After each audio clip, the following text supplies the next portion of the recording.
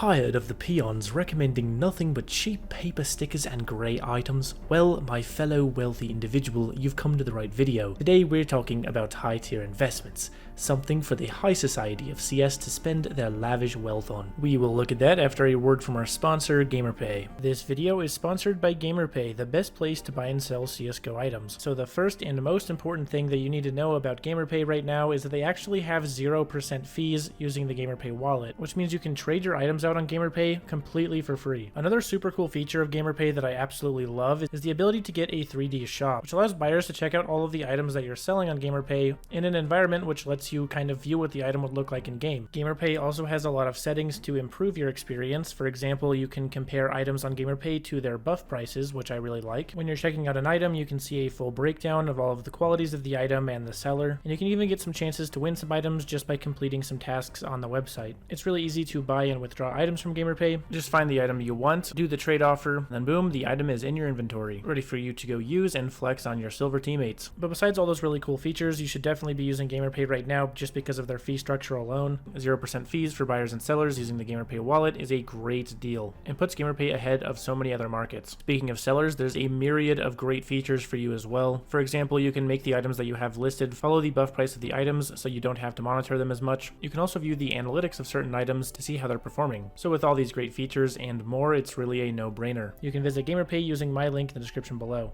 Alright, so the first thing to get out of the way about high-tier investments is that they aren't exactly an optimal investment for making a lot of money in a short period of time. The benefit to buying high-tier items is that they tend to be a lot better in the long term because they are a solid store of value that always has demand as long as CSGO and CS2 exists. If you're looking for a more optimal investment that will make you more money in a shorter period of time, then there's plenty of ways to determine those. If you want, there's a Paris capsule investing guide on my channel that you can use. So first and foremost, a high-tier investment that a lot of people are looking at for the release of CS2. This is going to be Doppler knives and fade knives. These have been a really hot topic because fade knives and Doppler knives got a really nice buff with the new lighting system. They look really, really good in CS2, so a lot of people have been buying them up in hopes that they will get a lot more hype once CS2 actually drops. This is a totally fair strategy, and I believe in it myself. You're just taking advantage of a potential hype spike that would happen once CS2 releases, and people are looking to get a nice knife to use in the game. When we inevitably get a large amount of new players, and subsequently new investors, Doppler knives and fade knives should be on the table for them to buy into. But people have talked about this ad nauseum, so I'm not going to go too much into detail about them. As for the next area that I would look at for high-tier investments, especially for long-term ones, you're going to want to look at the OG iconic skins. These are going to be items like the M4 Howl, the Deagle Blaze, and the Op Dragonlore. These items are all very, very expensive right now, and that's because they are so iconic. They are literally a piece of CSGO history at this point, and as we move into CS2, that's not really going to change. Although none of these items really got too crazy of a buff with the new CS lighting system, they're just very recognizable, and people always want to flex their wealth as long as CS exists. With these skins being as iconic and recognizable as they are, and with everyone knowing these are sort of the pinnacle of an inventory, they'll pretty much have demand as long as the game exists. The next spot we're going to look at here is going to be with Operation skins. These are going to be a little bit better in the medium term or so. Operation skins like the Hydroponic, the Gungnir, and the Blue Phosphor are all really popular options and are all very expensive. These items have seen pretty fantastic performance since they were released, and with each new operation we get more items like them as well. So if you don't want to buy into operation skins right now, you can always just wait until a new operation comes out, and you'll probably be able to get the high tier operation skins for a lot cheaper.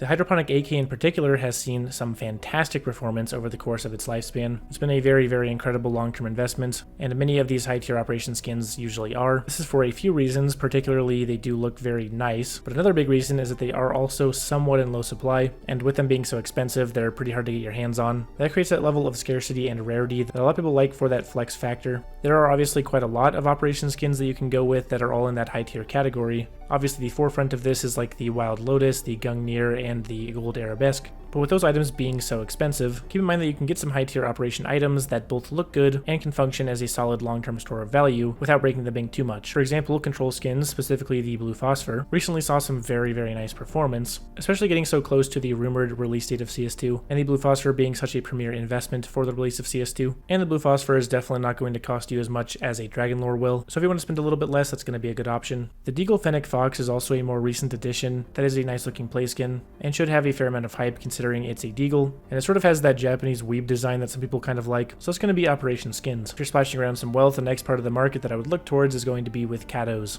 So cados are a weird sort of niche part of the market that sort of ignores a lot of the other laws of the rest of the market. There are many cases where cados can just go up in price like crazy when the rest of the market is kind of struggling, and historically they've been one of the safest stores of value, mostly because the highest tier cados rarely get traded in the first place. With the release of the first initial news of CS2, the cado market did see a very nice increase. With the unapplied cado 14 stickers being so expensive at this point, I could see the market for cado crafts getting a lot more popular because it offers a lower barrier of entry into the cado market. There's a lot of really fantastic looking cado crafts that aren't as expensive as you would think, but generally speaking the cado market is sort of really high right now. A lot of the cados that are listed right now are a lot more expensive than they're actually worth. So in terms of cado items, I would probably wait a little bit if you're looking to get into them. They do have a big learning curve, but they're very iconic stickers, and with each new content creator pushing the idea of these coveted super expensive stickers from these super expensive capsules, their iconicness should just increase as time goes on, and that should help their price. Obviously, cado stickers are also quite rare, so that's a big draw for them as well. And just generally speaking, cados have been a really solid store of value for a lot of people.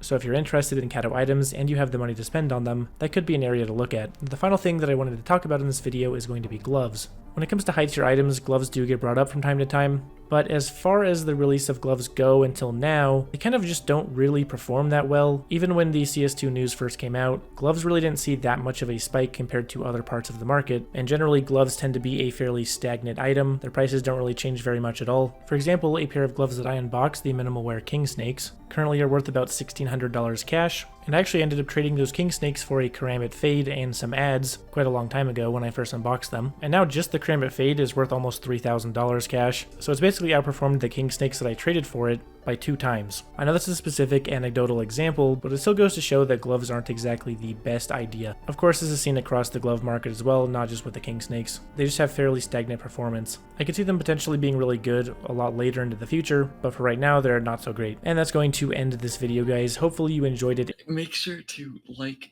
and subscribe for an awesome reward and to wait, I got it.